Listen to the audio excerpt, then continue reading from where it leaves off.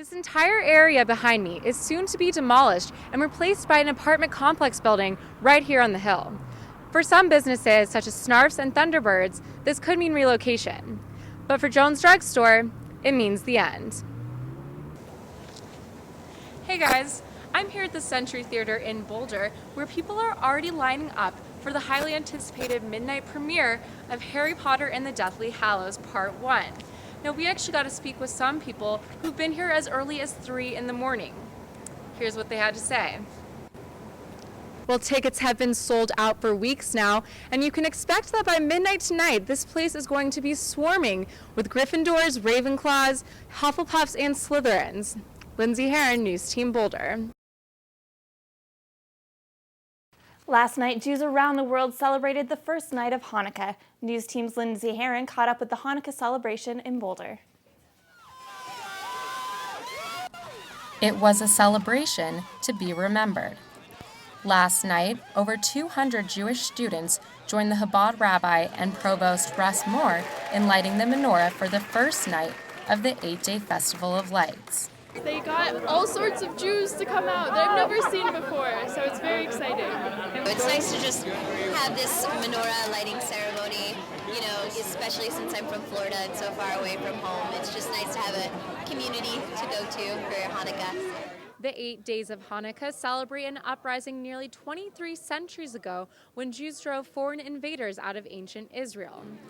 According to the holiday story, the Jews only had enough oil to light a lamp for 1 day inside the holiest temple, but the lamp miraculously burned for 8. The lighting ceremony followed with a celebration of traditional food. I'm eating a potato latke, which is very traditional of us, and apple cider, and also there was kosher donuts. Dancing and song. The fact that so many students came out shows that the Jewish community is vibrant. It shows that the Jewish students like the Judaism. They miss their home and they want to be part of a big Hanukkah celebration. And the celebration will continue for the next 7 nights. Lindsay Heron, News Team Boulder.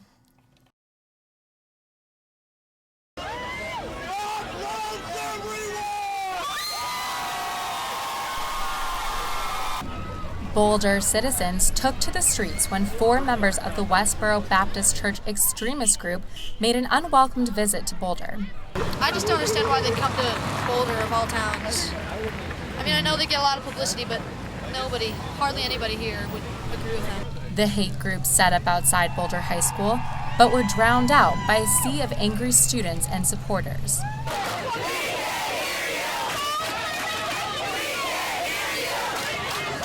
The university chancellor and Hillel rabbi urged students to ignore the Westboro group, but protesters said they could not stand and watch silently. I could not, in good conscience, not come.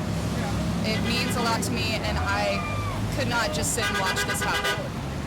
One high school student says that he hopes the church will start practicing free speech without the hate. They're very selfish people. I think they should not spread a message of hate and just spread a message of love.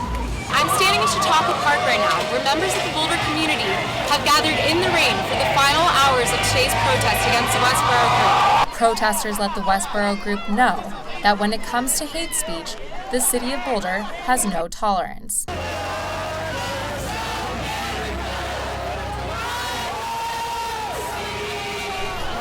Lindsay Heron, News Team Boulder.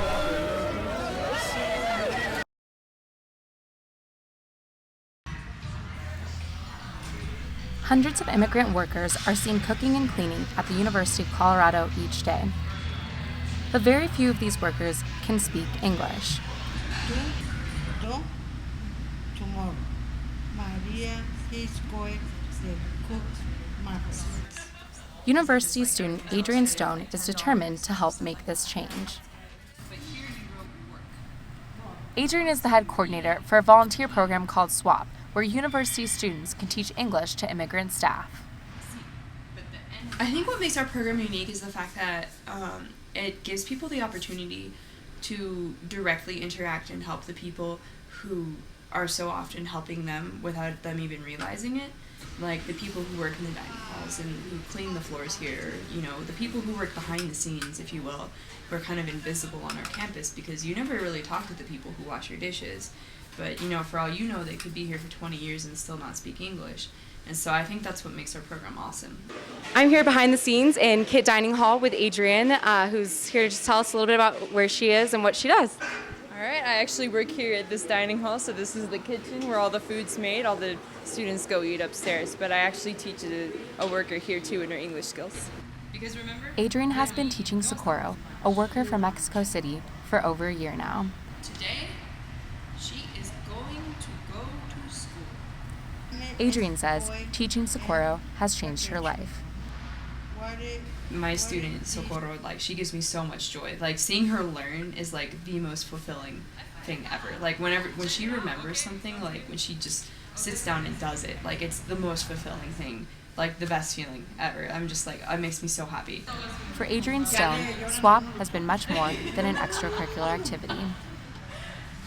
It's definitely like changed my life. Kind of like showed me what I need to do with my life, really, what I want to be when I grow up.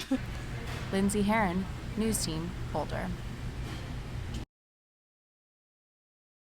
Hello, welcome to our News Team Boulder. I'm Eric Dugan. And I'm Lindsay Heron. Here's what's happening today. In just 24 hours, CSU student Christine Adami went from being sick to dying from what appeared to be meningitis. But now Larimer County officials say that the cause of death was not meningitis, but a different virus. Adami's mother spoke with reporter Ann Trujillo about the last confusing hours of her daughter's death.